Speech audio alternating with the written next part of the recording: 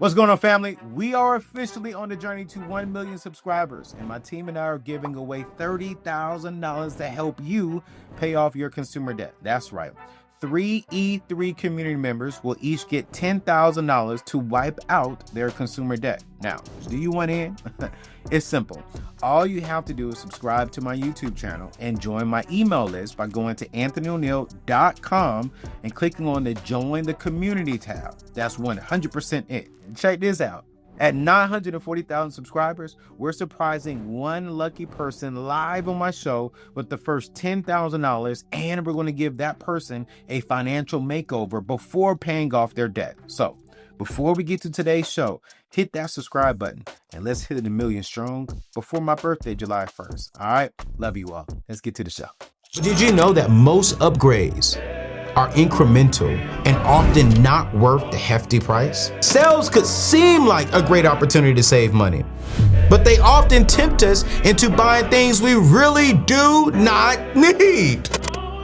Don't allow your sale to prevent you from building wealth. I've loaned money to friends. Hey man, I'll pay you back in 30 days. And it's 3 years later and I haven't gotten a penny back. And for me, it's not about I don't have the money back. It's the fact that I set a strict budget. I prioritize my saving and my investing. Where is your money going? What is your money doing? How much debt do you have? And what's your income? Like, what do you have coming in? How much debt do you currently have? But when you leave that job, what are you doing for you? What are you doing for your last name?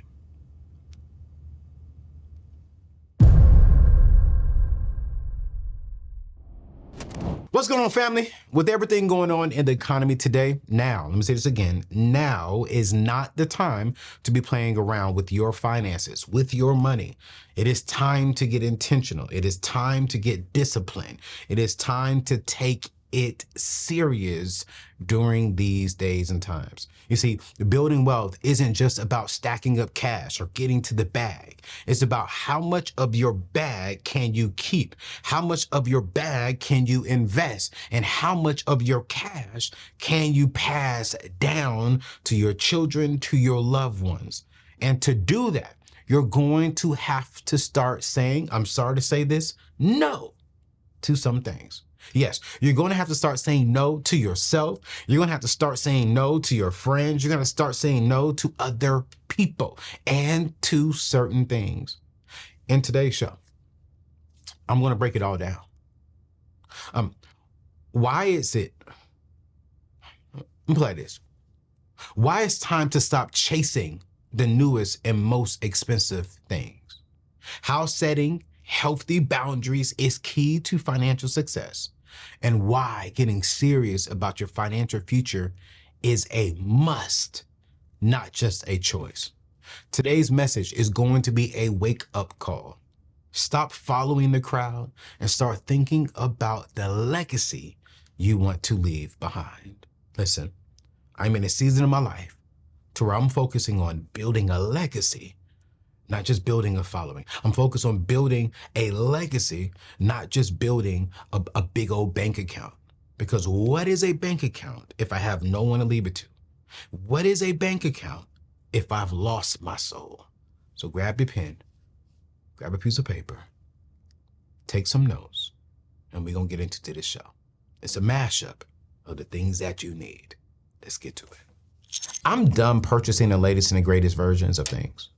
You see, in today's culture, in today's fast-paced culture, consumer culture, there's always pressure to upgrade to the latest model and to the greatest version and to the latest thing that everyone's talking about. Everyone's talking about Apple's new gadget, and I checked it out to see, like, was there really value to it? And I was like, I don't really see that there's a value for $3,500 for me, Anthony O'Neal. I'm not going to buy it just because everyone's talking about it. It's the latest gadget. I saw a guy on a plane, and he had it, and he was looking like this, watching a movie, and it looked pretty dope. I'm not even going to lie. But I'm like, I don't need it. It doesn't bring value to my life right now. But did you know that most upgrades are incremental and often not worth the hefty price? Recently, they came out with the iPhone, the new iPhone. I forgot what it is. I think I got the 13 or the 14. I can't remember what it was. But my video guy, Jay, has a new one. I said, what's the difference? Like, why did you get it? Oh, the camera. I said, they sell us on the camera every single year. Like every single year. Oh man, the charging port, like it's the same now as the MacBook Pros. I can still use, I got so many of these charging ports. Why don't I need to go spend $1,000, $1,500 so I can be able to use the same charging cable that is on my computer? No, the last iPhone upgrade to me, I'm not knocking you if you got it. I'm not at all, right? But it's like, was it really worth the $1,000, $1,500? You see, because if we can resist the urge to consistently upgrade our gadgets and appliances and our phones, we can save a substantial amount of money over a period of time. Because according to Consumer Reports, sticking with a slightly older model can save you up to 50% off the original price without sacrificing much functionality. So when I look at this, right, I'm not missing out on much.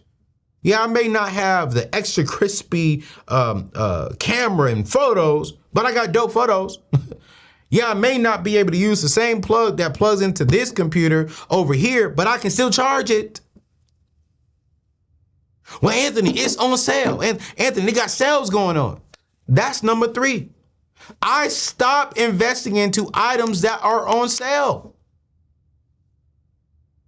Because sales could seem like a great opportunity to save money, but they often tempt us into buying things we really do not need. Because studies are showing, because I think the study showed us it was right around that consumers spend about 38% more when using a credit card compared to cash. And the allure of the sale, the drawing of the sale can help people spend even more money. Because what do we see? Oh, this used to be $100. You get it today for $75. But if you get it today for $75, you buy this, you could buy this as well for 50% off. What? I was watching something. I do not remember where I was watching it, so I do not want to say it wrong. But I saw that really these people are not really giving sales.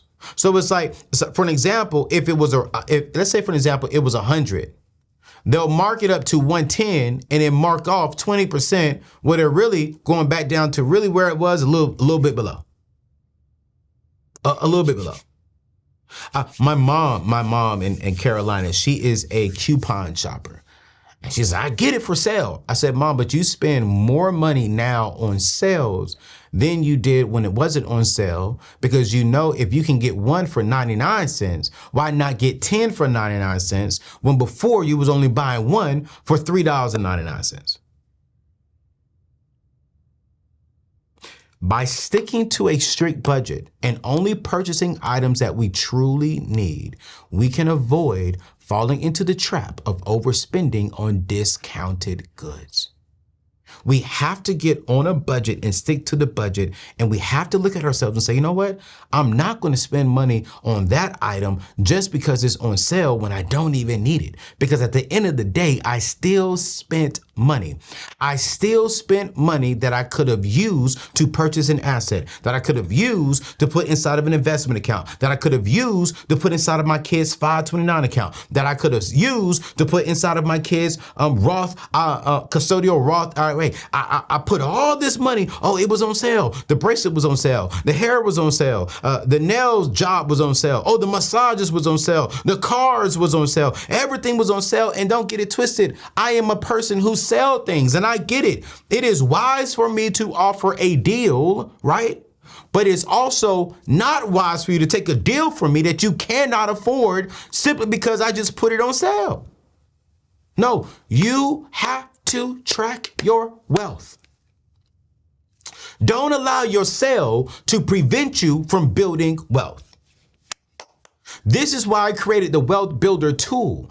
So that way you can be tracking your wealth. So you can know like, hey, listen, I can't afford to go spend $500 on this sale item, because this $500 right here is going to go towards my investment. Now, let's say I'm putting the $500 towards this and I do want this item on sale. I do need this item on sale. Okay, cool, great. I didn't stop something else to go to the sale. I didn't stop investing. I didn't stop paying my mandatory bills. I didn't go borrow money. I went and I took care of my priorities and I went over here and I purchased the item that's on sale. But you cannot manage what you do not track. You cannot build wealth if you're not looking at the end goal and then working yourself backwards. And this is why we have the Wealth Builder tool. This is why you need to go to anthonyoneal.com/wealth builder and get this tool. It's $10. This is not a sale. This is the cost of it. This is not a sale. It's the cost of it. And you got to be tracking what you're managing, what you have. You got to track what you're stewarding. You got to track the resources that God is giving you. And I'm not saying I've stopped going to sales. What I have saying is I can't tell you the last time I went out on Black Friday. Because every time I went on Black Friday, I ended up coming home with things that I didn't even need and I really didn't even want. But I was like, yo, that is a crazy price. Let me get it. No, I stick to my budget. I stick to my Wealth Builder tool. And I'm always thinking, what are the things that I can do that's going to build me wealth and allow my assets to buy liabilities, to allow my assets to buy things that are on sale. I stopped giving money to family and friends. Listen, we all want to support and love our family members. But it's essential to set boundaries to protect our financial well-being. I think it's according to Bankrate, 60% of Americans have lent money to family or friends, with over a third of them never getting their money back paid in full. And I've been there. I've loaned money to friends. Hey man, I'll pay you back in 30 days. And it's 3 years later and I haven't gotten a penny back. And for me, it's not about I don't have the money back. It's the fact that you lied to me. And I was upset with me more than I was upset with them because technically we all know, can we keep it a buck? How much more time I got? How much more time I got here? How much? Y'all say y'all want me to keep it 35 minutes. Good. Can we keep it a buck? When we gave them the money, we knew that we were giving them the money. Meaning, we're not getting that money back. Meaning, they just said what they had to say to get the money. But if they're hurting today, what really makes us think they're going to be in a better position within the next 30 days? By their next paycheck, they're going to be in the same position. And I had to realize that because I love you so much, I can't give you money. Because I want our relationship to work, I can't give you money because you're not going to pay me back. And money breaks up relationships. I had to forgive some of my family members and friends for not paying me back. Because money can ruin a great relationship. And if you tell that family member, no, I can't give you the money. If you tell that friend, no, I can't give you any money, and they get an attitude and leave you alone because they say you got the money, that was never really someone who loved you in the first place.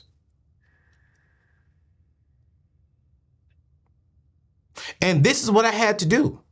Is that I had to prioritize my own financial goals for myself and my future family and politely decline my family's request for financial assistance when it was necessary. Because I do not want to jeopardize, one, my financial security and jeopardize our relationship.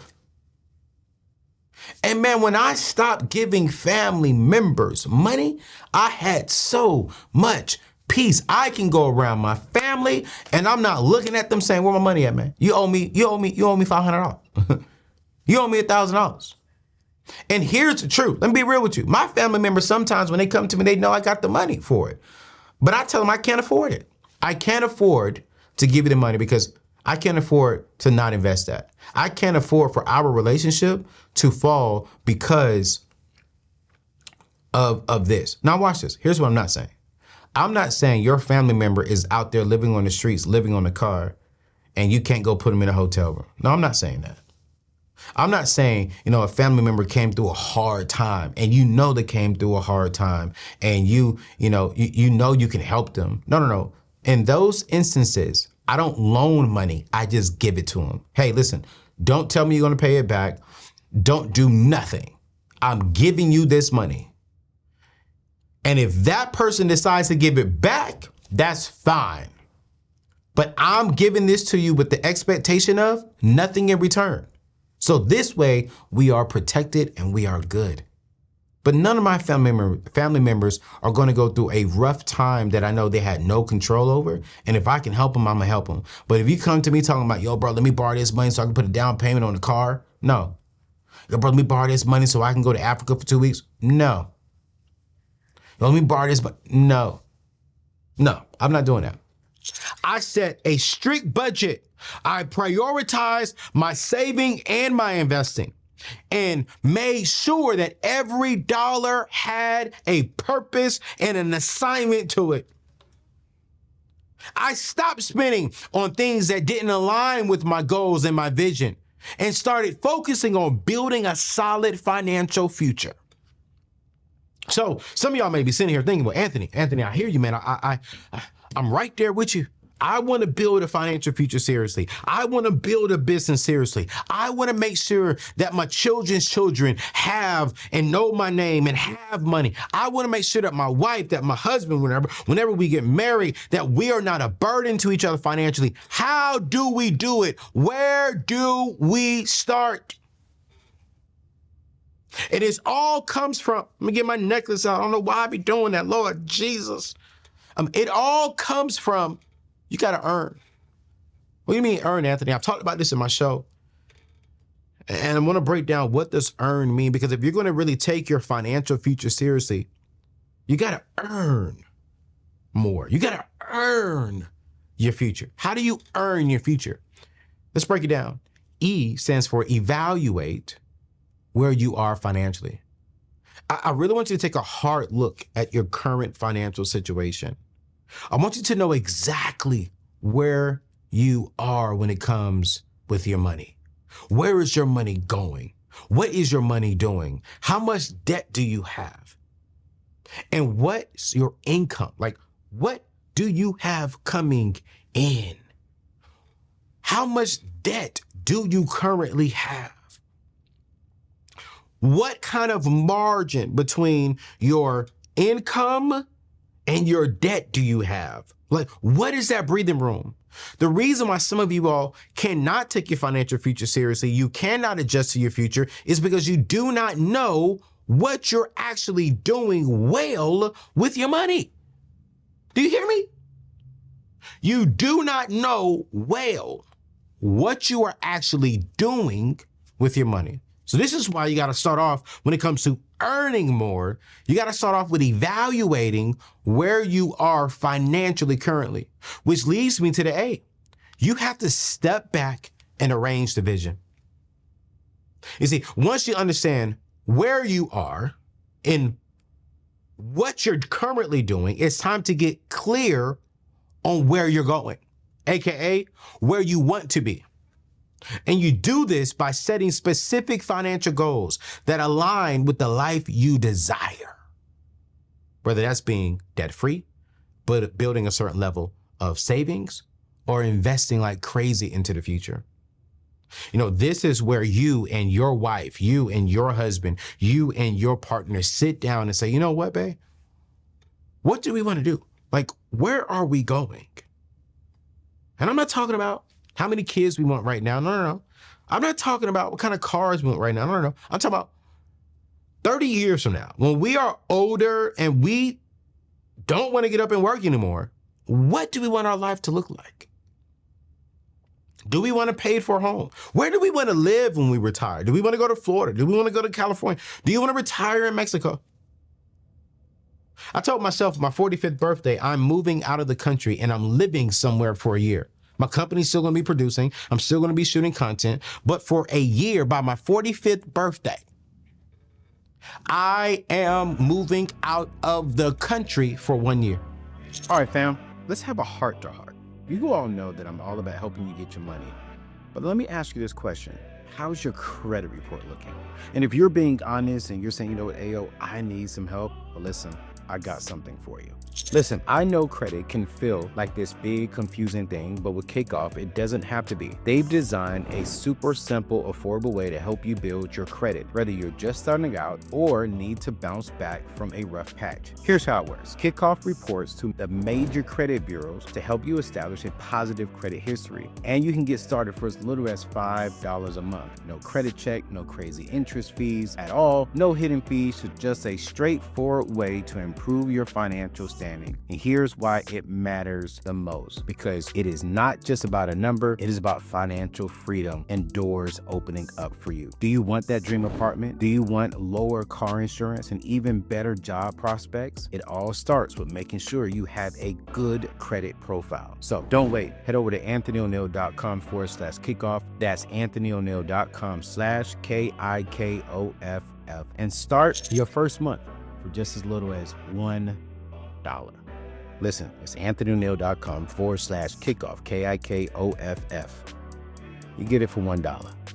Let's get you some lower rates, especially in 2025. I am going to make sure that I experience life with my wife. And if we have a child, I'm going to make sure that we experience life with my child and I expose my child to things outside of America. Because when I went to Dubai, when I went to Italy and I'm on this cruise and I'm saying like, wow, I was never exposed to this growing up. People are really living like this. I'm like, oh my gosh, that's a part of the vision. What do you want to provide to your children? What do you want to leave your children's children? What are some of the experiences you want to experience? I have 5 years to position myself and the Neatness Network to a place to where the company can still move with me living out of the country part-time, to where maybe I come back once a quarter, I spend a week here and we shoot all these shows, but then I go back to Dubai, I go back to a different place and I live there and I experience life there. But once you evaluate where you are and then you arrange the vision of where you want to go, you can't go there, watch this, without rendering the strategy, which is the R. You have to render the strategy. You see, with your vision in place, you got to create a strategy to get there. This might involve, setting up a budget, automatically saving and moving things to your savings account automatically, or finding ways to increase your income. The key is to have a plan that guides your financial decisions to where you want to go. So already I am setting money aside for my business and for me personally for the next 5 years. Because I know I need to move somewhere. I need to find a place in Dubai. And watch this. I know that that's happening in Dubai because Dubai actually requires you to pay your rent 1 year in advance. It's not everybody, but if I go to Dubai, I got to pay my rent a year in advance. So before I can move there, I need to already have my rent paid if I'm going to rent something. Or I can just move into the condo I'm buying. I don't know. But I'm preparing for it and I'm coming up with a strategy. Now, once you evaluate where you are, you arrange the vision of where you want to go, you come up with a strategy that gets you to that vision. Here's where a lot of people fall off. They'll get the strategy, they'll get direction, they'll get the plan, but they will not act. And the last part of earn is now you have to act. You can't afford to just sit on your rear end. You can't afford to sit on the strategy and a plan. You got to take action. You got to start implementing your strategy and make sure you're consistently reviewing and adjusting it as needed. The sooner you act, the sooner we all see results. When I started acting, right? When I started acting on the plan and the strategy, It wasn't just about me making more money. It was about making sure that the money actually worked for me. I wanted to ensure that my financial future was so secure that I wasn't just making money, but also building wealth. You see, this shift in my mindset allowed me to move from just surviving to truly thriving. And it's something I encourage all of you to do. And I'm gonna say this again.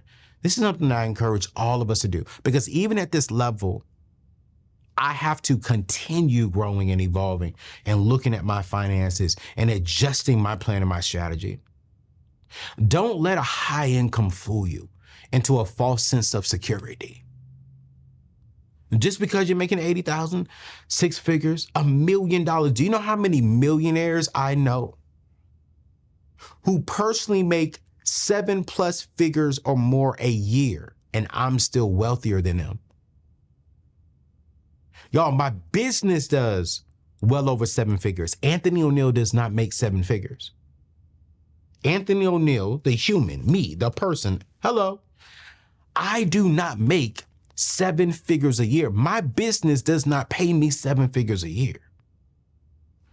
But I know celebrities who personally get a check in their personal bank account for 7 figures a year.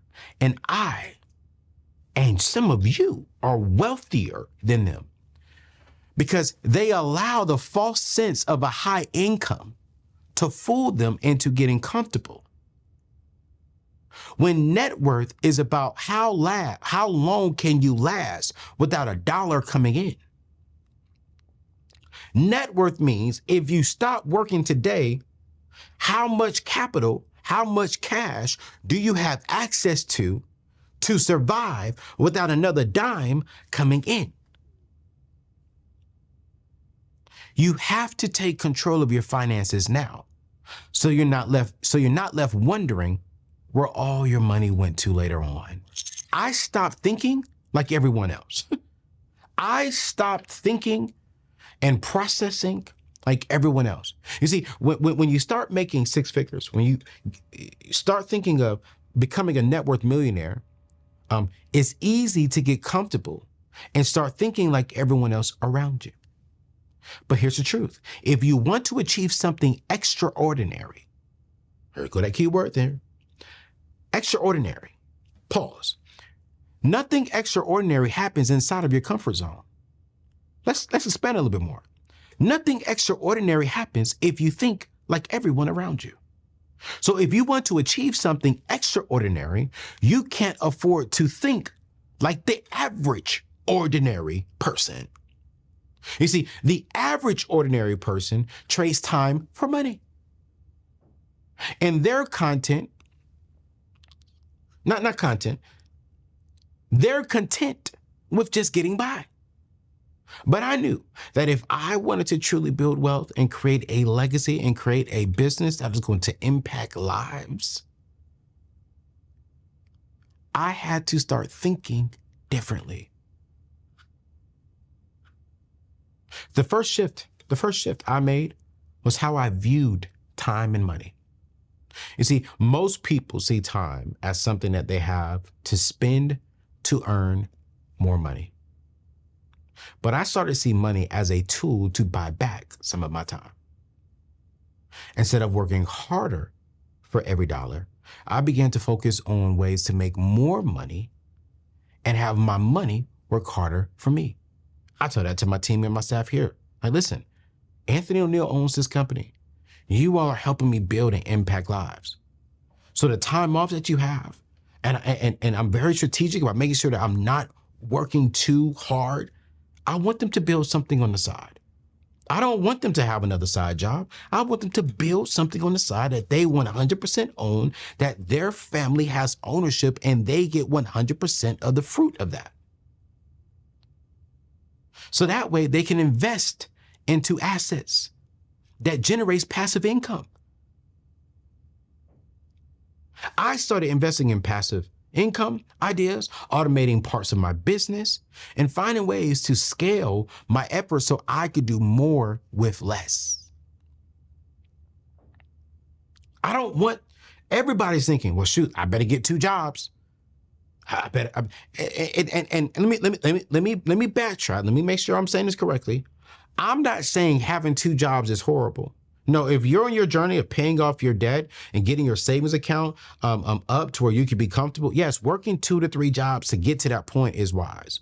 But once you're out of debt and you have a good cushion in your savings account, I need you to start looking at and start thinking a little bit differently. Instead of you having 2 jobs and building 2 other people's visions, no, have 1 job, because I do believe that God uses us. He used me for 25 years to serve in other people's visions, which was great because everything that I've learned there, it implies now and it's helping me now. So I value that time, and you should value that time as well. But when you leave that job, what are you doing for you? What are you doing for your last name?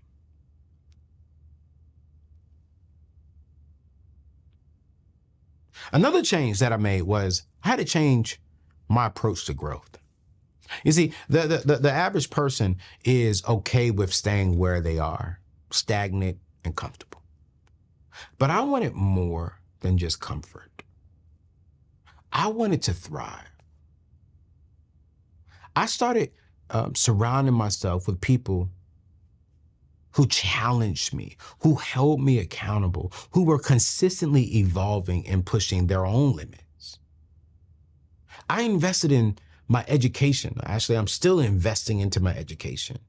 I attended seminary and sought out mentors who were where I wanted to be, and I still see them ahead of me and continuing to evolve. If you're not connected to individuals who are better than you, if everyone in your circle is on the same level or less than you, you have an ego problem. You have a growth problem. You don't want to grow. You want to be the Hercules. You want to be Jesus. You want to be the guy, the woman. No, I want 33% of my circle to be wiser, smarter, wealthier than me. Then I want 33% of my circle to be on the same level as I, and we're all working, thriving, and holding each other accountable. Then I want the last 34% to not be below me as in a human being, but they may not be where I'm at business-wise, and I can show them how to get to where I'm at business-wise. They should never catch me. I should never catch my mentors until my mentors retire, settle, and then boom, and vice versa. But lastly, I stopped being content with just surviving. And I really want y'all to hear me when I say this. I wanted to thrive and make a real impact. And the average person is okay with simply completing the task. But I wanted to inspire others to build something that would endure long after I'm gone. The shift in mindset transformed everything for me.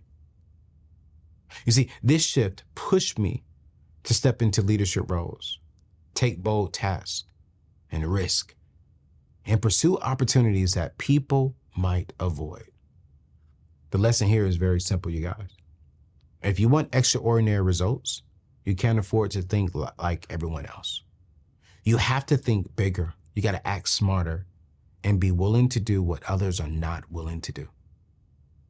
That's how you move from average to exceptional. And that's how you build lasting wealth and a meaningful legacy. Which leads me to the last thing that I stopped doing. I stopped spending my money on things that did not bring me experiences or benefit my future family. You see, when you start to earn 6 figures and your net worth becomes this millionaire, it's tempting to spend money on flashy things that show off your success. Luxury cars, expensive gadgets, the latest trends, partying. You know, I just turned 40 back in July. And everyone's like, yo, bro, it's your 40th, man. You got to party. You gotta do this. You gotta do that, man. You gotta bring in some celebrities and, and turn up. And I was like, do I? I mean, yeah, I can get a lot of celebrities to come out. But why spend $30,000, $20,000 on a party for one night? Ain't nobody bring me no birthday gift. Ain't nobody bringing me no card. Ain't nobody cutting me no check. Why? Why? And when I sat back, I started thinking about it. I was like, man, what have you not done that you will never forget in your life? That will bring joy, bring peace to your life. And it hit me. I've never really toured the country. I've been to some nice places, but I've never really toured the company. And so I said, for my 40th birthday, I'm going to tour the country. I'm going to go see the amazing things God has done. And as I was talking with some friends and Googling on what to do, I came across a Ritz-Carlton yacht cruise. And I spent 8 days on a private yacht touring the country. Because you know why? Spending that money brought me an experience that exposed me to a lifestyle and to certain people that I will forever remember. 2, it changed my life to where now I want to provide that experience for my wife. And if I'm blessed to have kids, watch this, I want to provide that experience for my kids. Do you know, on this cruise, the cheapest room was $20,000. That's the cheapest room. To be on this cruise, you had to spend at least $20,000 to be on this boat. I saw a family with 3 kids on this boat. I think the youngest one she was 15, very smart and intelligent. I think the oldest one was 15, the youngest one was right around 8 or 9. And the fact that an 8 or 9-year-old can say they toured they toured Europe, Italy, all that type of stuff. I said, that's what I want to do.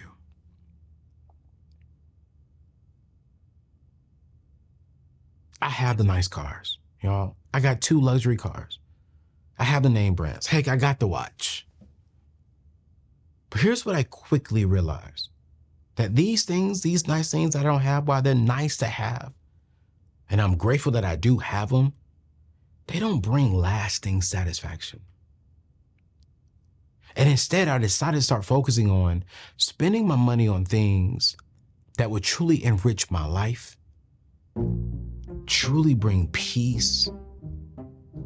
This may be bad grammar, but like refreshness, if that makes sense.